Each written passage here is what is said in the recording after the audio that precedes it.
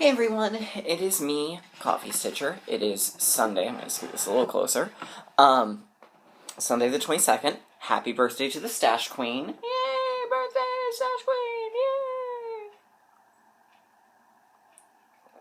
yay! So happy birthday to her. How was everyone's week? Awesome. Alright, well, only a tiny, eensy-weensy bit of haul this week, which is, that's fine. But I do have some good Q&A, and I've got some WIP updates, and for those who didn't see the video and announcement, as well as a essay on the lion. Alright, so I guess we'll do the quick little mini bit of haul. I got my accessory pack for Sophronia the Steampunk Witch from Brooks Books. It accidentally got left out of my order last time, so she sent it on, and it's got the beads and both of the papers and the little beading needle. So I have that. So I have the stuff for Sophronia. Yeah.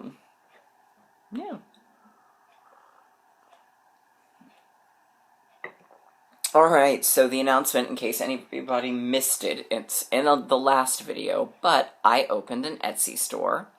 Thank you to everyone who has purchased from me.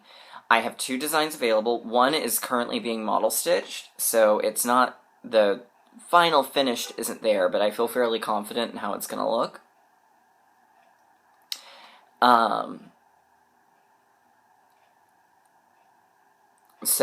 But I'll show you a picture of it. It is, ooh, glary. Okay. It says, some days you're the house, and some days you're the witch. I thought it was really clever. I thought of it at my desk at work on Friday. I was like, oh, that's brilliant. I'm totally doing this. So, that was my first design, my other new design. It's only $5 because it's small, short. It's only a handful of colors. It's black and white, so 310 and white, ecru for the house, 2 shades of brown for the house, 2 shades of yellow, a green, and a red, and then silver. So it's like 10 colors. It's not very big. It'll fit on a 6x8 piece of fabric. So it's pretty small, and then of course the big Snow White sampler is $10. So thank you to everyone who has purchased. Thank you to everyone who said, yeah, I'm going to buy it eventually, buy it here soon. So, I appreciate it. I'm so grateful.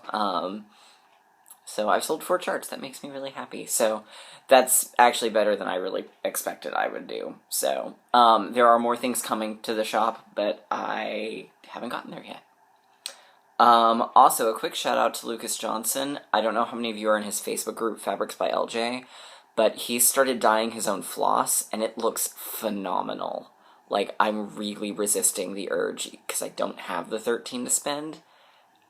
I'm really resisting the urge to buy, because they look gorgeous. So, mad props to you, Lucas. Mad props. Alright, so there's the haul, and there's the update. The shop is etsy.com/shop/Coffee Stitcher Design. And again, I need someone who's graphically design inclined to help me create a logo or a shop banner. So whoever does, free chart.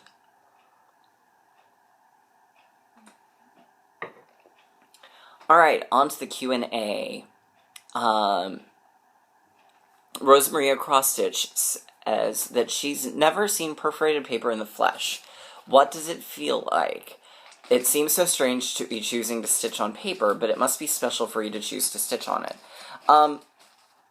It feels like, it feels a little bit like heavy cardstock, like a hybrid between cardstock and cardboard. As you can see, it's pretty thin.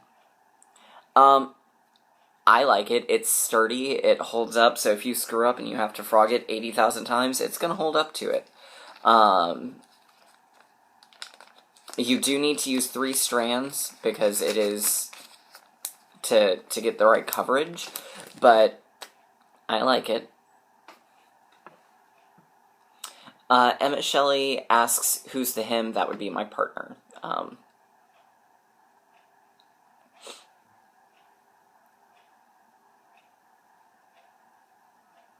Let's see. Colleen Perkins asked in the update video, I will be purchasing as soon as I can. Is the mirror in hand a book reference? No.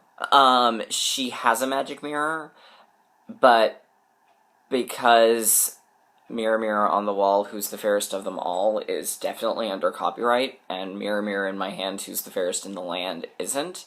It was my way of alluding to the Disney story while still staying relatively true to the original Grimm fairy tale. I do plan to do more fairy tale charts, obviously. So, we'll see what comes out of my head.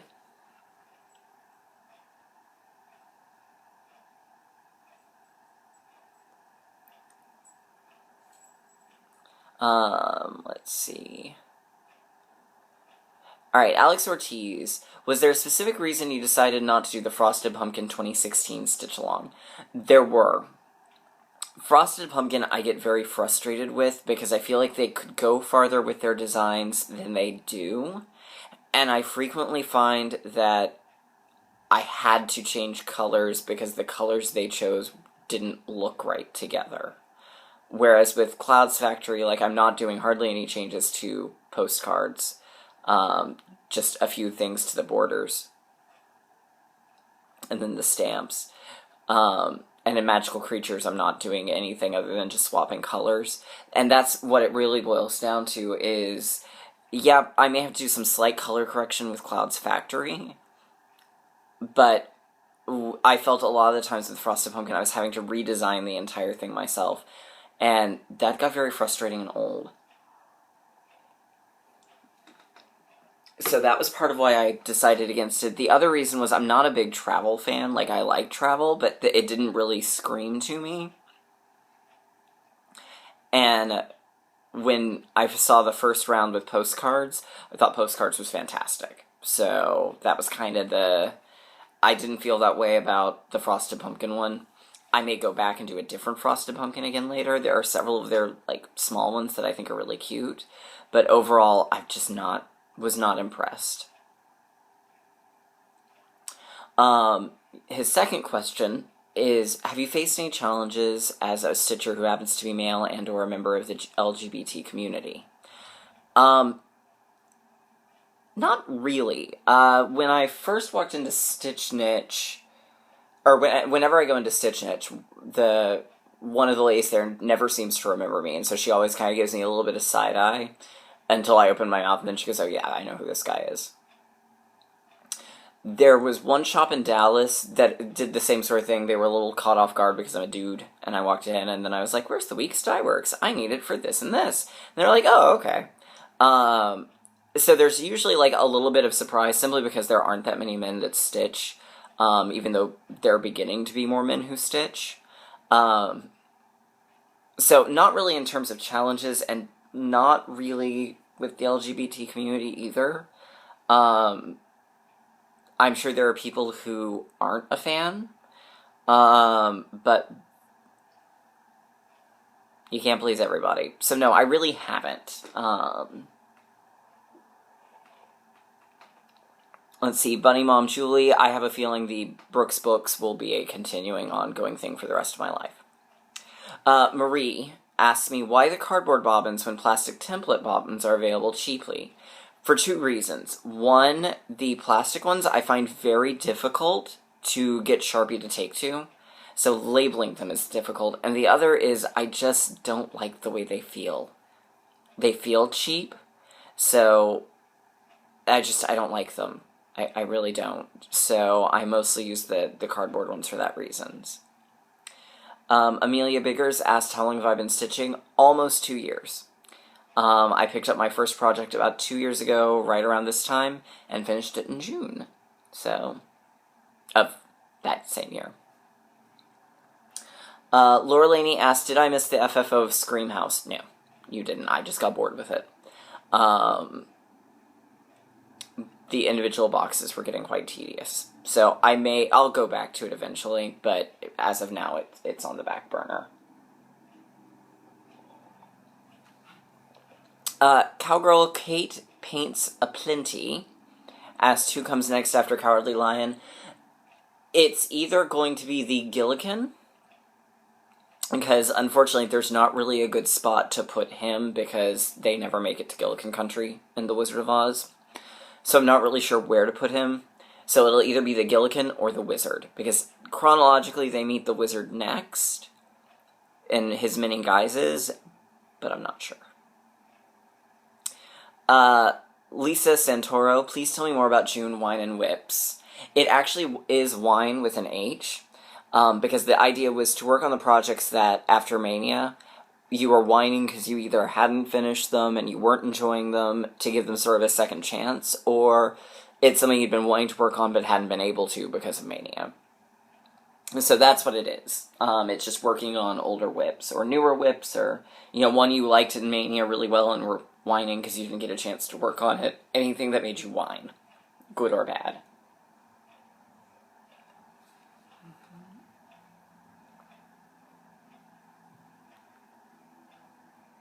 And Chan128 asked, is there a direct website to buy Nifty Needle Nanny's thread minders? No, she has a Facebook group, though.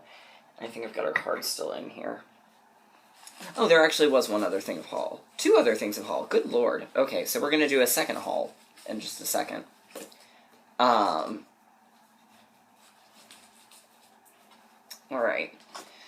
Oh, come on. Oh, she is on Etsy, under Nifty Needle Nannies, and she is also on Facebook under the same name. And she's based out of Minnesota. Alright, so... No, hang on, let me see if that's the end of the questions.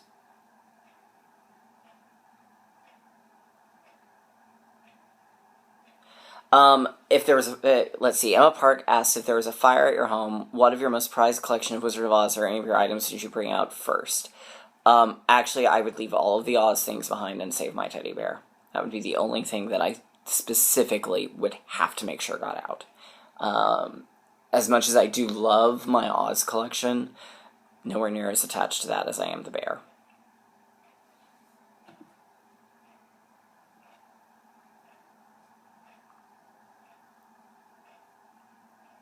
Alright, so the other 2 little pieces of haul, one came from, actually all the way from England, from Lisa Simmons, and it was inspired by my comment a couple of videos back, and it says, I'd rather stitch than be a bitch. There's some glare, but... So she sent me that as a needle minder, which I thought was really cute. Alright, and then the other thing, this is one, and I've got to do a little bit of research.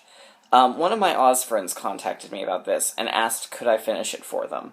And it's an embroidery project, and it's almost done. It's really just got...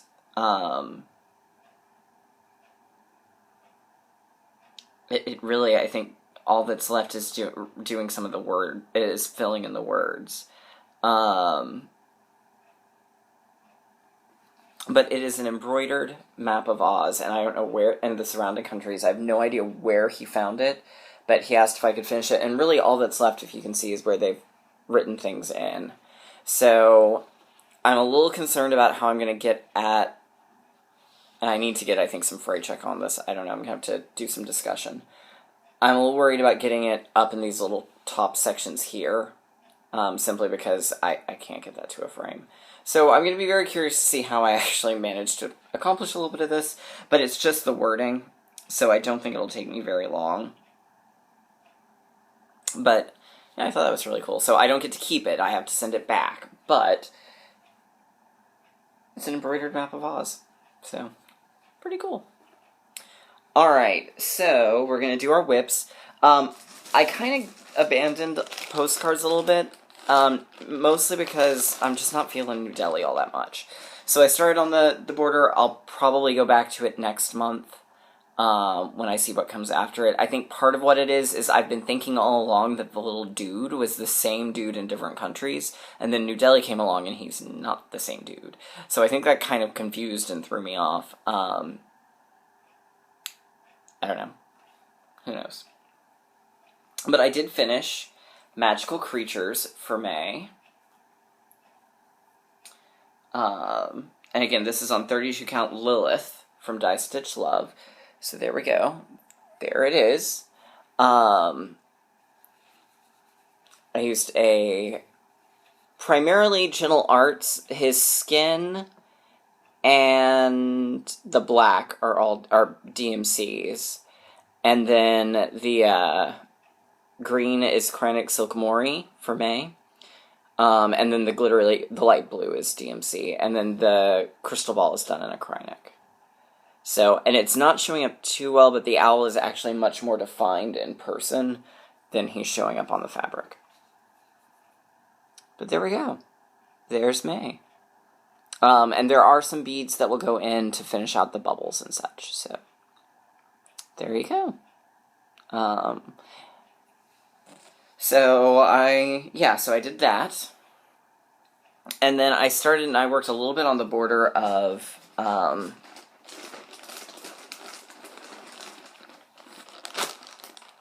postcards. And I was talking to Kate, I was like, I'm just not feeling this one, it's just not really talking to me. I don't really know what I want to work on. Maybe I'm just on a Clouds Factory burnout. I wasn't. And then I started looking at, the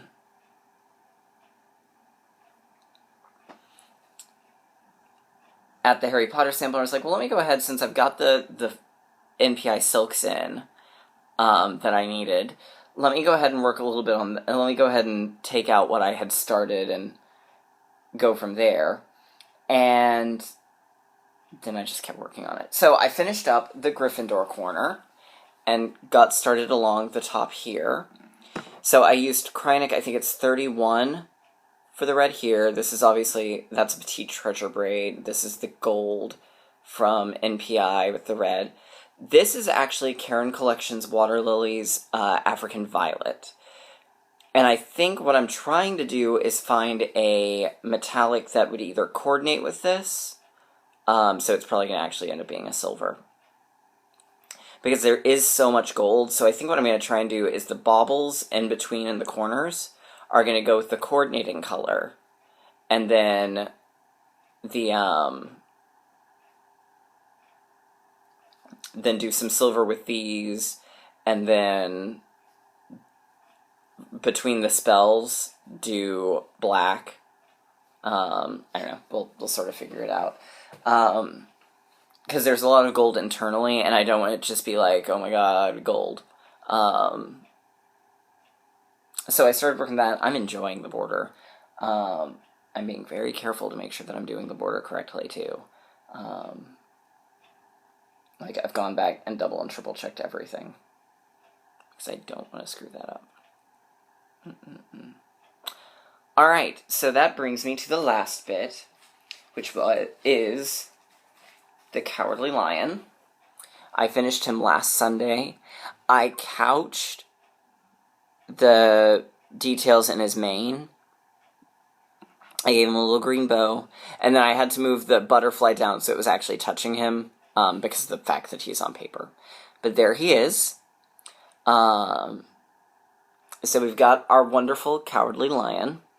The Cowardly Lion is probably the least used character of the main original four by Baum. He's just a lion. He doesn't have any courage. At the end, towards the end of Wizard of Oz, after they meet the wizard and he gets his courage, on the way to Glinda, they encounter a forest where a giant monster, generally drawn as a spider, but sometimes not, but generally it's a spider, is terrorizing the forest, and all the animals are afraid. And so the lion destroys the creature and is declared king of beasts. And then after Dorothy goes home, he goes back to that forest. So you've got the Scarecrow in Emerald City, the Tin Man ruling the land of the Winkies, the lion just outside Glinda's territory in the south. Nobody in the north or the east. Well, I mean, the Good Witch of the North is there, but she basically... And really, not a lot happens in Gilligan. It is the starting point for the second book, And there's occasional encounters, but really not a lot happens in Gillikin. It's kind of like Canada. Not a lot happens. And there's no one in the East, but they're pretty much okay. So then we get the second book in the series, Marvelous Land. The lion's not in it. He's, like Dorothy, a very brief throwaway line. Or throwaway lion. That was bad, I'm sorry. So he doesn't come back until Ozma of Oz, which is the third book. And he's made a new friend, the Hungry Tiger. And things are a little bit different for him. Where the Scarecrow still has a brain, but is a little goofy, and the Tin Man has his heart, Lion's not brave anymore. And he even says that he's not brave anymore.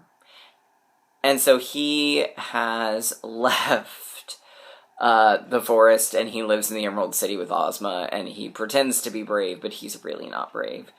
And his friend is the Hungry Tiger, and he's so hungry because his favorite thing to eat is babies, but he doesn't want to eat babies because that's horrible, so therefore he's just always hungry because he doesn't eat, because he wants to eat babies and can't. I don't make this stuff up. So Lion kind of just sort of is there in the background. He does show up occasionally in books, but of the four core characters of Wizard, he's probably the one that doesn't play as big a part through the rest of the series.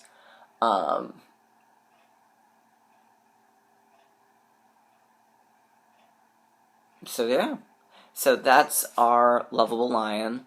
Of course, he's most famous from the film with Bert Lahr as the adorable lion there. So, yeah, so he was really fun. Once I got through the mane and this part of his body, he just he flew like that. So, next month is the Wonderful Wizard himself, I believe, or it'll be the Gillikin. We'll sort of see. I am kind of feeling purpley, so that's where we are. Alright, so I'm gonna try and finish out the Ravenclaw, no, the Slytherins. Oh goodness. Slytherin is the next corner in the border, so I will probably start Slytherin here shortly. I am gonna see if I can figure out a color to go in with the blue-violet, but we'll see. I looked online and was having a lot of trouble finding a blue-violet metallic that wasn't too blue or too purple, or too dark. That was actually the big thing, was I kept finding indigos, but they were really dark blue, and that's not really what I want, or what indigo is. So I may end up going with a silver. Which I was trying to avoid, because I know I'm going to need to do silver with Slytherin. So, we'll see. So, anyway, I guess that's really kind of it for now. I hope everyone is well. I hope everyone has a great start to their week. And I will see you all next week.